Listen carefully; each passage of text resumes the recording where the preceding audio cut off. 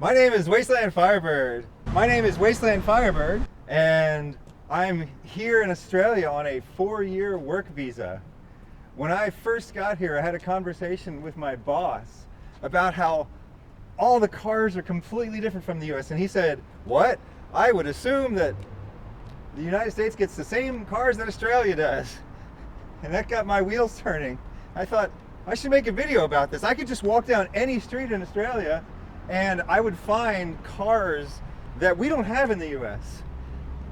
So I decided to make a video about that 1 year ago. And the video went viral. I'm so excited about all the cars that we have in Sydney, Australia that we don't get in the United States. So now I thought I would explain why we made the video and talk about some of the questions that people have asked me about the video and talk about what's happened with the channel since that video came out. Question one is, why are you wearing that scarf? Well, during COVID, this was my mask. The entire COVID, this was my mask. Another question, why do you wear that outfit? Well, I come from an alternate timeline where a cataclysmic apocalyptic event happened in the year 1981, and this is how everybody dresses where I come from. One of the reasons we started making videos is because I bought this nice camera. I wanted to use it to make short films, and I have been using it to make short films. We were sort of doing a couple videos that were test videos, and this was one of them. Citroën, we don't get anything French. One of the questions people asked was, why are you walking around Darlinghurst looking at cars? Well, that's where we live. Do you work on cars? No, I have occasionally worked on cars. I usually do more damage than good though, and that's why I don't usually work on cars. The most rewatched part of the video is where I talk about Toyota Hiluxes and Toyota Tacomas. So I guess I should probably talk about Toyota Hiluxes and Toyota Tacomas more. Toyota Hilux. I mean, I think we kind of have that. I mean, we have the Toyota Tacoma. Like, I think at some point in history they were the same, but now they're different. Like, our Tacoma doesn't look like that. I don't know why people were so interested in that part of the video. I really should probably do an entire video where I talk about Hiluxes and Tacomas. I'm not really sure, like, what I would say, though, you know? I don't know, I'll work on it. I was standing right here when I saw my first Nissan Micra.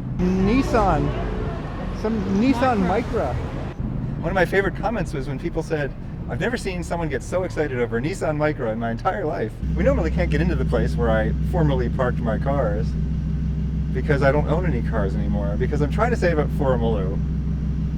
You might be able to get in today, though.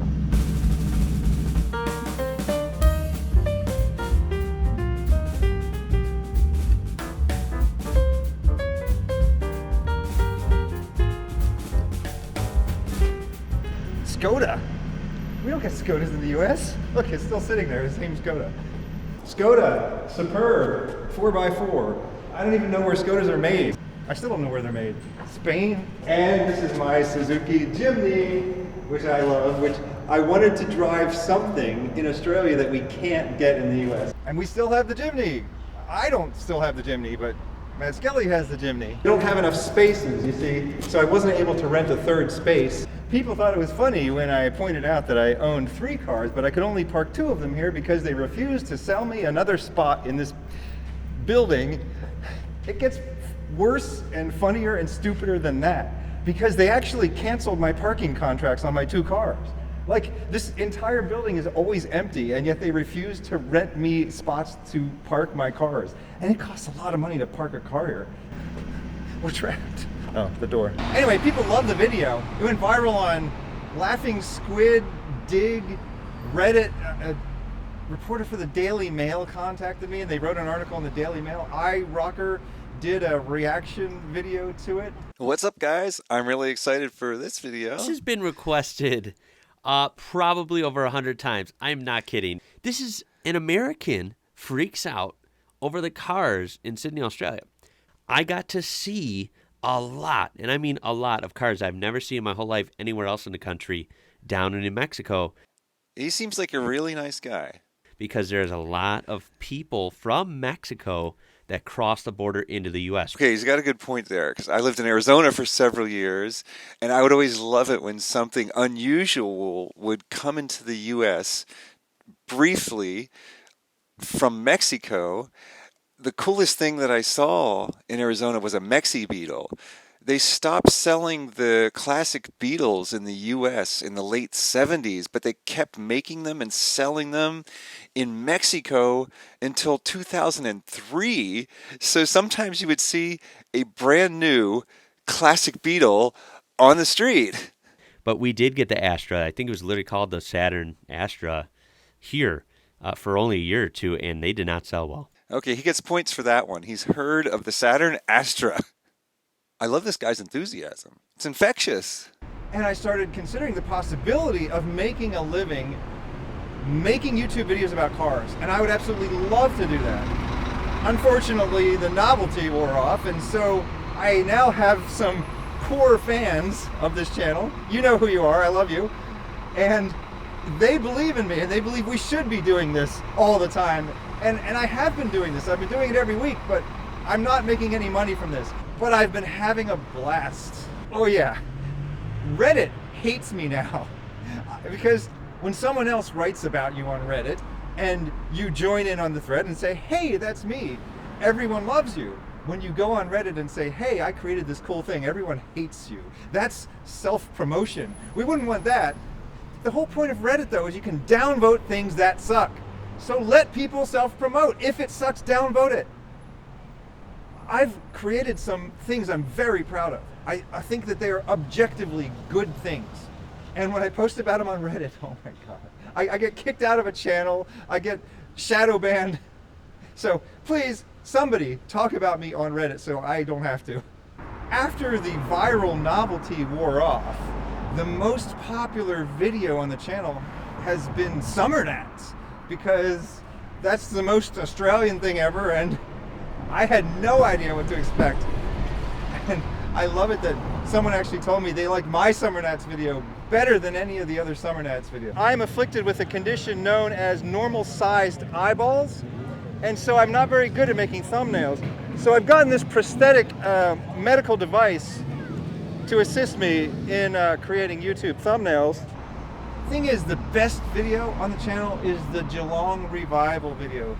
Are my eyes big enough to get attention in a tiny thumbnail on your internet interface? Please check out that video. It was so much fun to make, and it's so good, and I'm so proud of it. It's fun, it's funny, it's intelligent. We find a Chrysler Drifter for the first time. Scuderia Graziani, within walking distance of my house. Ford Falcon GT. This is like an American car, but we didn't get it in America. Unfortunately, no Ford Falcon XY GTs. Yes, I said XY GT. I'm learning some 2-letter chassis codes. It may take a while. You weren't rolling the whole time? No, let's do it again. Well, if you're rolling, why'd I have to do it again? There used to be a door here. A lot of people ask, what do you do for a living? Well, in this timeline, I'm a computer programmer. In the timeline I came from, what do? You just do whatever you have to do. This was the part where I got to tell Americans a piece of trivia. I'm not talking about the Volvo. I'm talking about the imaginary car that's not sitting here. This was the part where I got to tell Americans a piece of trivia about a car that they didn't know anything about. The Saturn Astra, or the Holden Astra. Holden Astra. The reason I'm so excited about these is we did get these in the US briefly, and I'll bet most of you don't even know that. I was really hoping that a lot of Americans would want to see my channel and get to experience all the excitement that I get to experience living in Australia, looking at a whole different alternate timeline of cars, all different muscle cars, all different Fords, all different Chevys, all different Chryslers. But for some reason, mostly just Australians watch me because they like to see their own world through fresh eyes.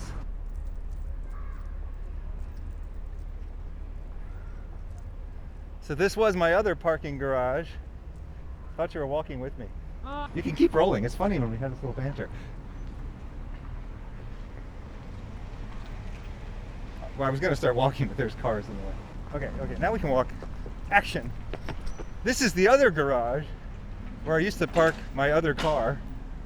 So it's another one of these giant imported from Japan vans that are blinged out. And I'm not even clear if they were sold new in Australia. A lot of people say they were only imported, but I see them all over the place, and I never see these in the US. And I saw one of these in this building when we did that viral video. It was the Alphard. I love these things. Toyota Alphard, I guess, giant Japanese vans. Somebody tell me if you've managed to buy one of these new from a Toyota dealer in Australia, or if they have to be specially imported from Japan. Alphard. Yeah, I don't think they're going to sell this new in Australia. They would come up with a better name for it if they did. Peugeot 308. We do not get any Peugeots in the U.S. And people make fun of how I say Peugeots, but like, they say Peugeot? There's no R in Peugeot. Peugeot. All right, let's go to the Opera House, everybody. This car park closes promptly at 8 p.m.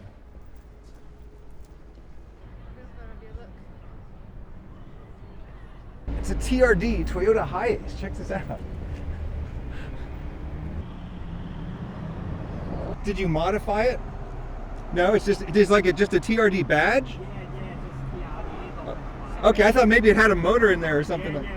because it's not modified, just because it's fast. It's not allowed IMS. Uh-huh. Yeah, just a tap. Uh-huh. Yeah. It's cool It's though. more fun. Yeah. I love these vans, they're cool. Yeah. Because that one's all from Japan. Yeah, 100% import from Japan. Bikes, look, they're not that sharp. See, it's not that sharp. It's punk rock, you know? I'm trying to look cool. Does it look cool? Do I look cool or what? Yes. Do I look cool? You look cool too. You're like Spider-Man. Look at that. They only put old cars in ads because nobody likes new cars. Sydney was voted one of the most livable cities in the world. It's up there with Vienna, and I don't disagree with that. The only problem is I don't want a city that's livable. I want a city that's drivable. It's not very drivable, especially if you get caught in that West Connects. That tunnel is a nightmare. A Kafka-esque nightmare. I love Sydney though, especially the birds. The birds that I used to think were exotic, they land on my window. The cars that I used to think were exotic, they drive by my apartment. What the heck is this Citroen over here? I've never seen one of these. It's not a Bendigo, it's a Berlingo. You said it was called the Citroen Bendigo. Look like it said Bendigo. That's where the van nationals were held. Bendigo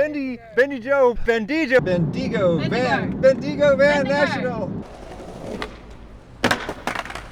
The Royal Automobile Club. I don't know. I don't think I'd want to be a part of any club that wouldn't have me as a member. Here we have a statue of this guy.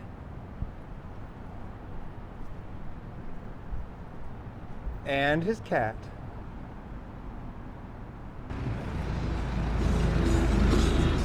Look at this crazy Mercedes station wagon, CLA 250. Mercedes A250? No, Mercedes station wagon?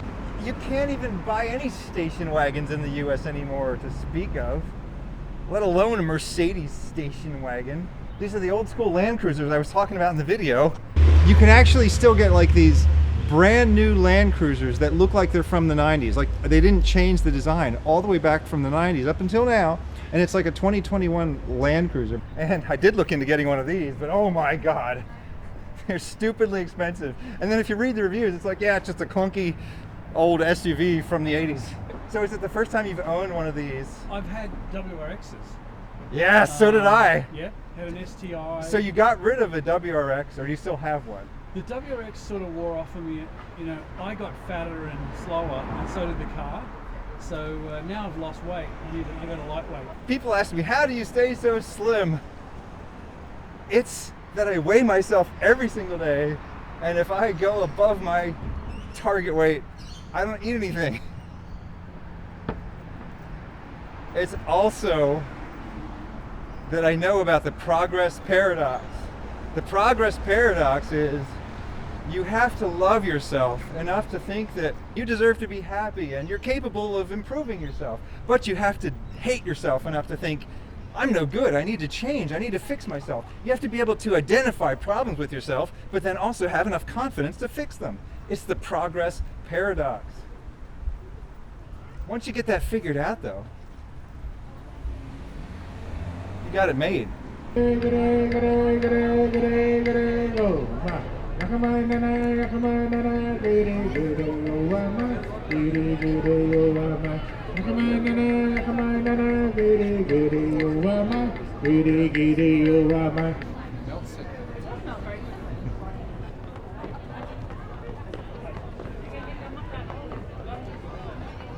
then we ended up at the Opera House.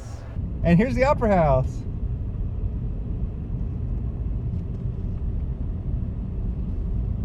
Now there's still one thing I haven't told you about my channel, and that's why did I start it? Well, there actually is a very specific reason that I have not told anyone yet.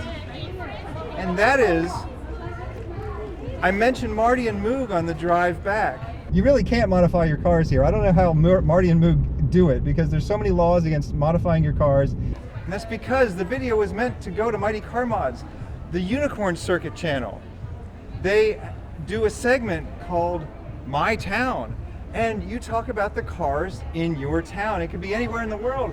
And I thought it was funny that I was in Sydney, I was in their town, but I would be able to see their town through fresh eyes. And so I thought I would make a video about an American looking at the cars of Sydney, and I would send that into Mighty Car Mods, and I did send it into Mighty Car Mods, and they left it out of their video. They got the email that I sent them and they didn't put it on their channel. Firebird. Someone emailed whose name is Firebird. So I guess thank you, Mighty Car Mods, for not using my video because I just put it on my own channel. So the last question I wanted to answer is, why is there always some sort of weird message in your channel?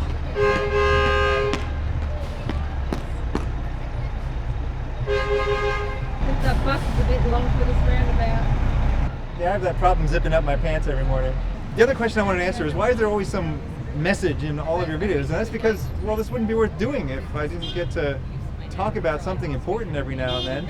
People say they like that the channel's not political, but everything is political. I like to talk about economics and philosophy, and yeah, sometimes it's a little bit political, but I think it's more that if you learn to think rationally and logically, you can use those skills to come to better political decisions. And that's all I really want. I don't want to talk about specific political issues. I want to talk about how to think. I want to learn how to think, and if I can learn anything, I want to share that with you. And if you can share with me any tips on how to think, please do. I just think that becoming smarter every day is just something that everyone should do. I've always just taken that for granted. I'm Wholesome Firebird. Thank you for inviting me into your home or onto your portable device. Have a good night. There she was, just walking down the street singing do-wah-diddy-diddy-dum-diddy-do. I don't know the words, but we can try to sing some more. And this didn't really work. No, let's put your arm more over. No, just put it like that. Hang on. Thanks to Mad Skelly for working the camera. Work it. And thank you to Mad Skelly for working the camera. Please throw a thumbs up, a like on this video, and of course subscribe